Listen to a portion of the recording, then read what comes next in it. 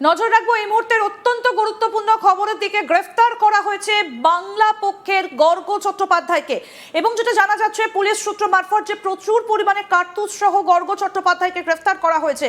এমনিতেই তার বিরুদ্ধে নির্বাচনের আগে একাধিক অভিযোগ ছিল। কলকাতা পুলিশের সাইবার সেল তাকে গ্রেফতার করেছে বলে জানতে পারা যাচ্ছে।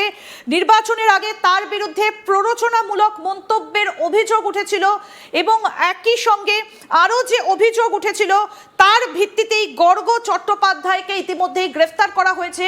সূত্র মারফত, পুলিশ সূত্র মারফত জানা যাচ্ছে যে প্রচুর কার্তুজ সহ গ্রেফতার করা হয়েছে বাংলা পক্ষের গর্গ চট্টোপাধ্যায়কে। তার বিরুদ্ধে নির্বাচনের আগে প্ররোচনামূলক মন্তব্যের অভিযোগ উঠেছে। ইভিএম নিয়ে গুজব ছড়ানোর অভিযোগ ছিল গর্গ চট্টোপাধ্যায়ের বিরুদ্ধে। আপনাদেরকে আবার জানিয়ে রাখি, বাংলা পক্ষের গর্গ চট্টোপাধ্যায় তাকে ইতিমধ্যেই গ্রেফতার করা হয়েছে। এবারের বিধানসভা নির্বাচনে ইভিএম নিয়ে প্রশ্ন তুলেছিলেন গর্গ চট্টোপাধ্যায়, এবং তিনি যেটা বলেছিলেন যে ভোট গণনার সময় ইভিএম খারাপ হচ্ছে কেন, এইরকম একাধিক প্রশ্ন তুলেছিলেন গর্গ চট্টোপাধ্যায়।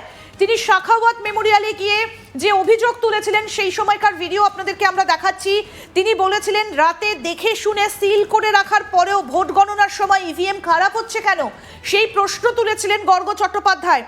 এবং বেলার দিকে নির্বাচন কমিশনের কিছু পরিকল্পনা রয়েছে, এই ধরনেরও বেশ কিছু মন্তব্য তাকে করতে শোনা যায়। এবং ভোট দিয়ে বেরোনোর আগে ভালো করে ভিভিপ্যাট দেখে নেবারও পরামর্শ দিয়েছিলেন গর্গ চট্টোপাধ্যায়। একাধিক উস্কানিমূলক মন্তব্যের অভিযোগে কলকাতা পুলিশের সাইবার সেল তাকে গ্রেফতার করেছে। রাহি হালদার আমাদের প্রতিনিধি রয়েছেন আমাদের সঙ্গে। রাহি, পুলিশ কি বলছে, ঠিক কি কি অভিযোগ রয়েছে, সাইবার সেলের তরফ থেকে কি কি বলা হচ্ছে? যে ঘটনা ঘটেছে সেটা হচ্ছে যে একেবারে নির্বাচনের পরে রেজাল্ট বেরোনোর আগে কিন্তু গর্গ চট্টোপাধ্যায় তিনি তার সোশ্যাল মিডিয়ায় ইভিএমের কারচুপি নিয়ে কিন্তু বিস্তর তিনি একটা অভিযোগ জানিয়েছিলেন, যেটা পুলিশ সূত্র মারফত খবর। এই যে কথা তিনি যেটা সোশ্যাল মিডিয়ায় প্ররোচনামূলকভাবে এটা একটা উস্কানি দিচ্ছিলেন তিনি, তাতে রাজ্যের যে শান্তি শৃঙ্খলার যে বিধি সেই বিধি ভঙ্গ হতে পারত, এই নিয়ে কিন্তু তাকে এর আগেও বহুবার তাকে ওয়ার্নিং দেওয়া হয়েছিল পুলিশের তরফ থেকে। কিন্তু এইবারে যেটা দেখা গেল যে একেবারে যে ডিও নর্থ তিনি কিন্তু একটা লিখিত অভিযোগ দায়ের করেন গর্গ চট্টোপাধ্যায়ের বিরুদ্ধে, কারণ তিনি একজন সোশ্যাল মিডিয়ায় তিনি একজন ইনফ্লুয়েন্সার। বাংলা পক্ষ নামে তিনি যে আন্দোলন করেন বিভিন্ন ক্ষেত্রে, সেই বাংলা পক্ষর কিন্তু একটা জনসমর্থন তিনি সোশ্যাল মিডিয়ায় তৈরি করতে পেরেছিলেন। এবং তিনি যে মন্তব্য করছিলেন যে ইভিএমে কারচুপি নিয়ে তিনি যে মন্তব্য করেছিলেন সোশ্যাল মিডিয়ায়, একটা তিনি ফেসবুক লাইভে এসে এই ধরনের মন্তব্য তিনি করেছিলেন, কিন্তু সেই মন্তব্য সম্পূর্ণ পরিমাণে ভিত্তিহীন এমনটা মনে করছিল নির্বাচন কমিশন। সেই কারণে ডিইও নর্থ তিনি রবীন্দ্র সরোবর থানায় তিনি একটা লিখিত অভিযোগ দায়ের করেন, এবং সেই অভিযোগের ভিত্তিতেই কিন্তু আজ গর্গ চট্টোপাধ্যায়কে তার বাড়ি থেকে পুলিশ তাকে অ্যারেস্ট করে নিয়ে আসে। কারণ এটা একটা সাইবার সেলের যেহেতু তিনি সোশ্যাল মিডিয়ায় এই ধরনের প্ররোচনামূলক এবং একটা ভুল তথ্য প্রচার করছিলেন, যে তথ্যের কোনো রকম কোনো ভিত্তি পাওয়া যায়নি, সেই কারণেই কিন্তু তাকে পুলিশ গ্রেফতার করেছে। এবং ডিও নর্থ তিনি তার বিরুদ্ধে অভিযোগ দায়ের করেছিলেন, এবং একই সঙ্গে কাকতালীয়ভাবে তার বাড়িতে যখন তাকে পুলিশ অ্যারেস্ট করতে যায় তখন তার বাড়ি থেকে কিন্তু প্রায় 24 রাউন্ড কার্তুজ সেটা কিন্তু পুলিশ সেটা উদ্ধার করে। যদিও বা দুটো ঘটনার মধ্যে কোনো লিঙ্ক আপ আছে কিনা সেই নিয়ে কিন্তু এখনও পর্যন্ত কোনো রকম স্পষ্ট জবাব পুলিশের তরফ থেকে মেলেনি, কিন্তু এই যে ঘটনা, যে কাকতালীয়ভাবেই যে ঘটনা ঘটেছে, সেটাও কিন্তু একটা বড় নজর করা বিষয়। ইন্দিরা, একদম। আমরা একটু শোনাই, রাহি তুমি আমাদের সঙ্গে থাকো, আমরা একবার শোনাই আপনাদেরকে, একটা ফোন ইন শোনাই এবং একটা পোস্ট, ফেসবুক পোস্ট আপনাদেরকে দেখাই। দেখুন গর্গ চট্টোপাধ্যায় তিনি কি পোস্ট করেছিলেন সেটা আপনাদেরকে দেখাই। যদি না চাও যে তোমার তৃণমূল বিরোধী ভোটে জেতা বিরোধী দলের বিধায়ক তৃণমূলে যোগ দিক, তাহলে সিপিএম সহ বামফ্রন্ট প্রার্থীদের ভোট দাও। এটা 25 তারিখ পোস্ট করেছিলেন গর্গ চট্টোপাধ্যায়। বাংলা পক্ষের গর্গ চট্টোপাধ্যায়ের পোস্ট, বেশ কিছু পোস্ট, অর্থাৎ তৃণমূলের পক্ষে কি তাহলে তিনি ক্যাম্পেইন করেছিলেন, এই বিষয়টা উঠে আসছে। এবং শাখাওয়াত মেমোরিয়ালে তিনি গিয়েছিলেন সেই রাতে, আপনাদেরকে আমরা শুনিয়েছি তার বক্তব্য যে তিনি একাধিক প্রশ্ন তুলেছিলেন যে ইভিএম দেখে শুনে সিল করার পরেও কেন কাউন্টিং এর দিন এত গন্ডগোল হচ্ছে, অর্থাৎ একাধিক বক্তব্য উঠেছিল। এবং বাংলা পক্ষের মুখ গর্গ চট্টোপাধ্যায় ইভিএম নিয়ে প্ররোচনামূলক মন্তব্য এবং গুজব ছড়ানোর অভিযোগ, তাকে লালবাজারের তরফ থেকে ইতিমধ্যেই তাকে বাড়ি থেকে গ্রেফতার করা হয়েছে বলে জানা যাচ্ছে। এবং তার যে অভিযোগ, তার বিরুদ্ধে নির্বাচনে ইভিএম এর বিশ্বাসযোগ্যতা নিয়ে প্রশ্ন তুলে বেশ কিছু মন্তব্য করেছিলেন গর্গ চট্টোপাধ্যায়, এবং সেই মন্তব্য ঘিরেই আপত্তি জানায় নির্বাচন কমিশন।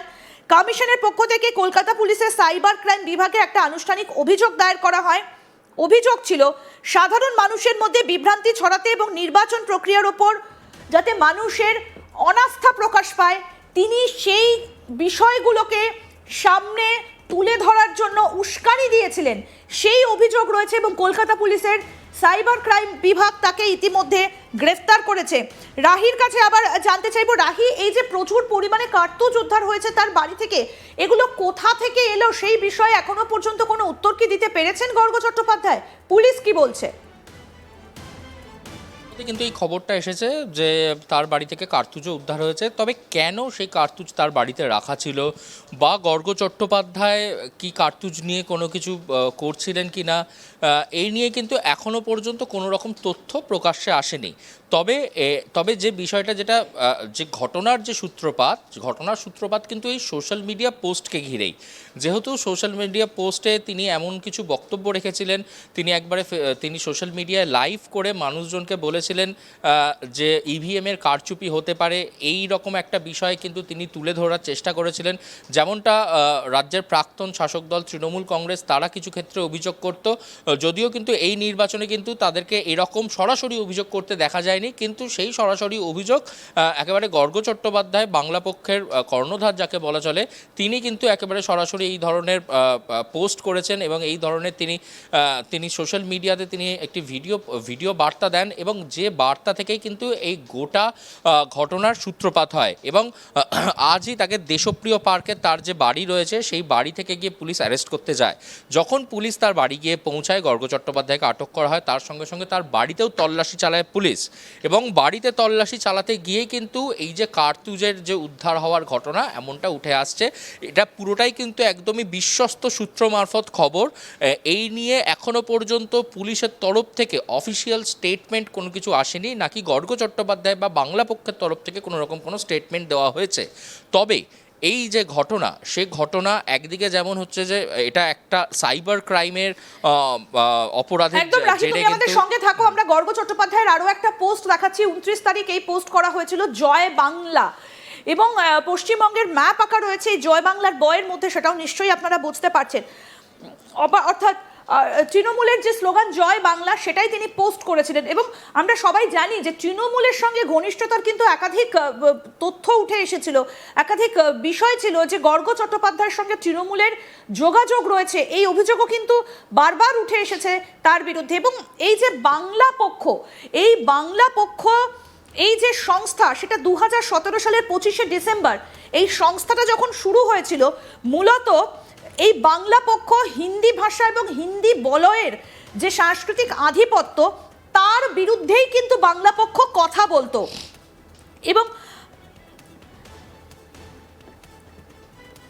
এবং আপনাদেরকে এরকমই একটা বক্তব্য আসুন শোনাই আমরা গর্গ চট্টোপাধ্যায়ের, যেখানে হিন্দি ভাষা এবং হিন্দি যে বলয় বা হিন্দি বলয়ের সংস্কৃতি, তার বিরুদ্ধে কি বলেছেন আসুন শোনাই।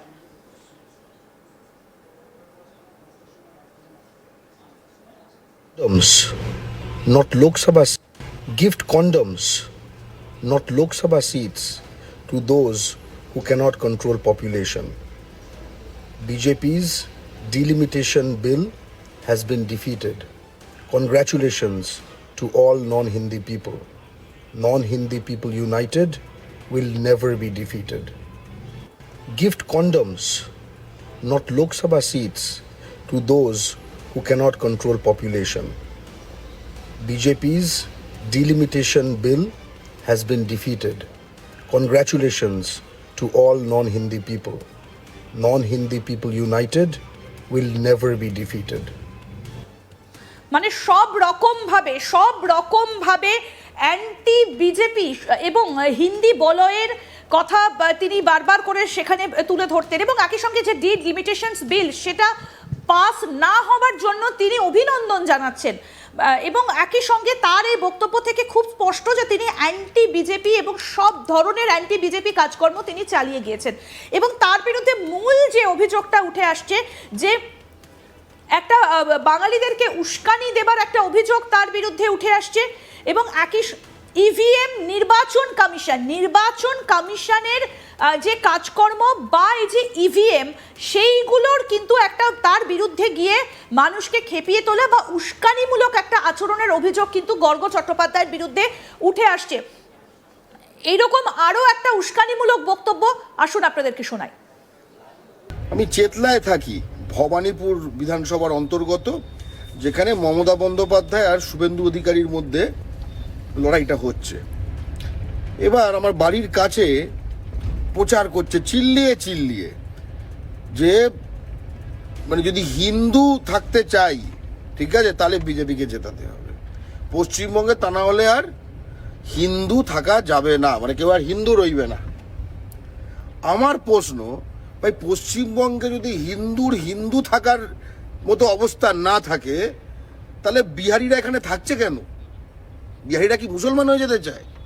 তাহলে মারোয়ারিরা এখানে থাকছে কেন? মারোয়ারিরা কি মুসলমান হয়ে যেতে চায়? ইউপির লোকগুলো এখানে থাকছে কেন? ইউপির লোকগুলো কি মুসলমান হয়ে যেতে চায়? ঝাড়খণ্ডের লোকগুলো এখানে থাকছে কেন? তারা কি মুসলমান হয়ে যেতে চায়? বা বিহার থেকে নতুন লোক ঢুকছে কেন? তারা কি নতুন করে মুসলমান হয়ে যেতে চায়?